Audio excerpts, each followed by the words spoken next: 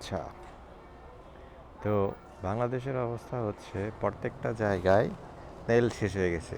মানে আহ, হাস্যকর একটা জিনিস, যেইখানে আপনার এইরকম 500-700 মোটর সাইকেলে তেল দেওয়ার মতো তেল জমা থাকে, সেইখানে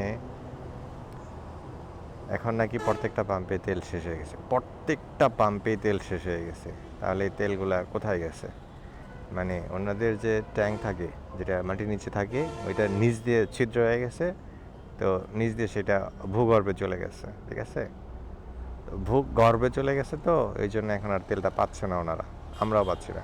আর এই সেম বিষয় হচ্ছে বাংলাদেশের কোনো কোনো বিভাগই কোনো পদক্ষেপই নিচ্ছে না। ওই একটা দুইটা যা দেখতেছেন ফেসবুকে, সবই আমার মনে হইতেছে সবই ভুয়া। কারণ আমরা মাত্র 999-এ কল দিলাম, লাভ নাই। ভোক্তা অধিকারে কল দিলাম, লাভ নাই। যে পেট্রোলিয়াম কি যেন একটা গুগল থেকে, ওইটাতে কল দিলাম, লাভ নাই।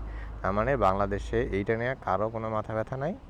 যা মাথা ব্যথা সব হচ্ছে আমাদের এই যে বাইকে এখন তেল নাই, আমরা বাইক ঠেলে ঠেলে নিয়ে যাবো এখন বাসা পর্যন্ত।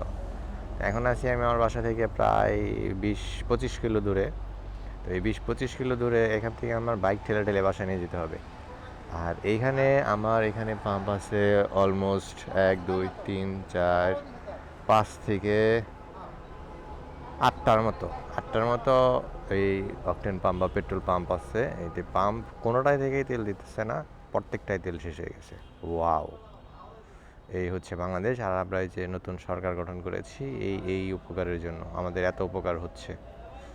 ধন্যবাদ বাংলাদেশ সরকারকে এত সহযোগিতা করার জন্য।